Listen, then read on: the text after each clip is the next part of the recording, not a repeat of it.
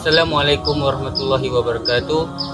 Kami daripada kelas IS 166A kumpulan 2 di bawah subjek Tarikh Al-Mashaf ingin menceritakan sedikit berkaitan penulisan Al-Quran pada zaman Rasulullah SAW.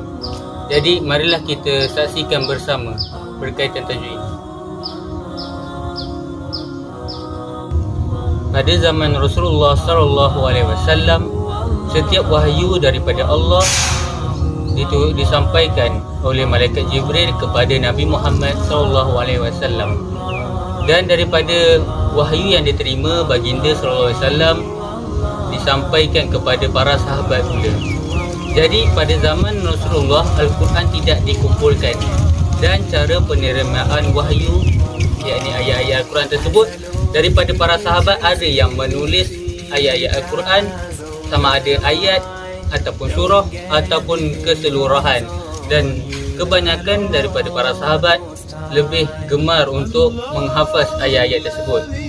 Jadi antara dua faktor yang menjadi sebab kenapa sahabat menghafaz ayat Al-Quran adalah kerana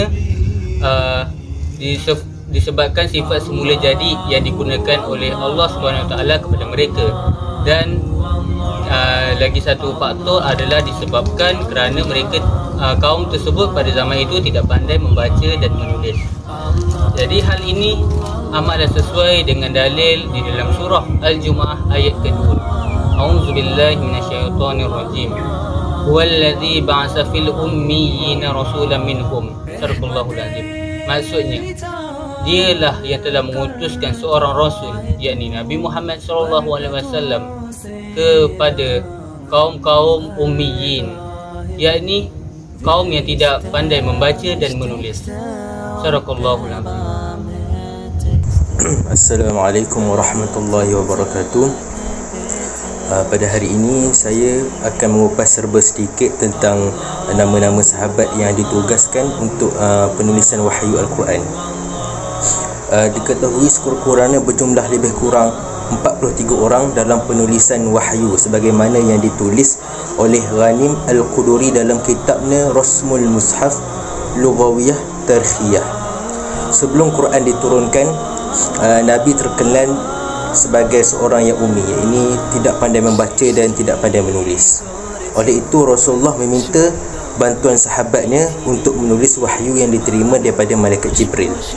Antara sahabat yang ditugaskan untuk menulis wahyu ialah 4 Khulafa Ar-Rasyidin, iaitu Abu Bakar Siddiq, Umar Al-Khattab, Uthman bin Affan dan Ali bin Abi Talib, dan Muawiyah bin Abu Sufyan, Khalid Al-Walid, Ubay bin Ka'ab, Zaid bin Thabit dan ramai lagi. Mereka ini akan segera merujuk baginda jika terdapat permasalahan dari segi hafalan, pemahaman tentang ayat maupun tentang cara penulisan yang betul. Antara sahabat yang sering ditugaskan untuk menulis wahyu ialah Zaid bin Thabit radhiyallahu anhu. Okey, setakat itu sahaja perkongsian saya pada hari ini. Saya akan serahkan kepada rakan saya untuk topik seterusnya. Bismillahirrahmanirrahim. Okey, seterusnya kita pergi kepada bahan-bahan yang digunakan oleh sahabat Rasulullah SAW yang digunakan untuk menulis ayat-ayat Al-Quran. Okey, firman Allah Subhanahu wa taala, "Wallazi ba'atsa fil ummiyina rasulan minhum", iaitu maksudnya dialah yang telah mengutuskan, yakni Allah telah mengutuskan seorang rasul Nabi Muhammad SAW dalam kalangan orang-orang Arab, yakni orang ummiyin, iaitu orang-orang yang tidak tahu membaca dan menulis. Okey, daripada ayat ini Rasulullah SAW melantik beberapa para sahabat untuk menulis segala wahyu yang diturunkan oleh Allah melalui malaikat Jibril, iaitu antara sahabat yang dipilih oleh Rasulullah iaitu yang pertama Muawiyah bin Abi Sufyan, Khalid bin Al-Walid, Ubay bin Ka'ab, Zaid bin Thabit dan Aban bin Said dan lain-lain lagi. Okey, mereka ini ditugaskan untuk mencatat segala wahyu yang diturunkan bergantung kepada kesempatan dan kelapangan Rasulullah bersama-sama Rasulullah SAW. Okey, ayat-ayat Al-Quran tu ditulis melalui, iaitu yang pertama pelepah tamar. Kita boleh tengok contoh kat sini, pelepah tamar. Okey, yang kedua melalui kayu-kayu, kulit kayu. Okey, yang ketiga melalui tulang-tulang. Keempat melalui batu-bata. Ni okey, antara contoh-contoh bahan-bahan yang digunakan oleh sahabat untuk menulis ayat-ayat Al-Quran. Allahu a'lam. Assalamualaikum warahmatullahi wabarakatuh. Baik, berikutnya kita akan membincangkan tentang hafalan dan padan bulan Ramadan. Para penulis wahyu pula akan segera merujuk baginda sallallahu alaihi wasallam dalam segala permasalahan, baik dari segi hafalan, pemahaman tentang ayat yang diturunkan maupun tentang cara-cara penulisan yang betul. Rasulullah SAW telah mengulang bacaan ayat Al-Quran bersama dengan Malaikat Jibril alaihissalam sebanyak sekali pada setiap bulan Ramadan. Namun pada bulan Ramadan tahun baginda SAW wafat, Jibril alaihissalam telah bertemu dengan baginda sebanyak 2 kali. Hal ini seolah-olah memberikan satu petanda bahawa ajal baginda sudah semakin hampir.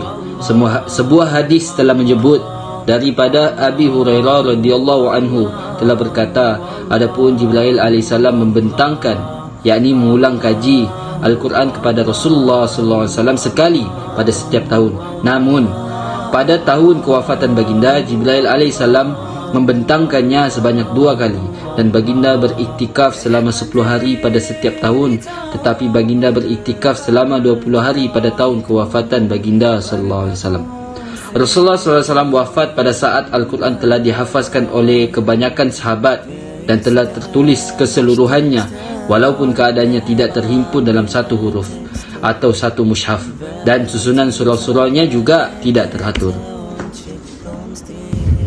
Sebagai kesimpulan, kita dapat fahami bahawa penulisan Al-Quran pada zaman Rasulullah melalui 2 cara. Yang pertama melalui penulisan para sahabat, dan yang kedua melalui hafalan para sahabat. Okay.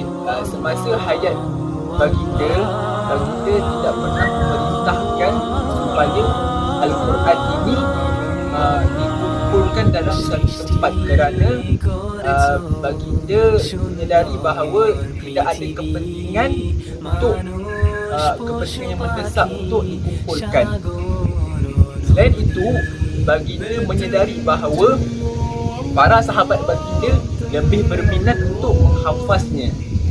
Di samping itu, baginda menyedari bahawa wahyu masih belum diturunkan secara menyeluruh dan sempurna, serta terdapat beberapa ayat Al-Quran yang akan diturunkan sebagai penambahan dan pemansuhan sebahagian hukum dari ayat yang lain.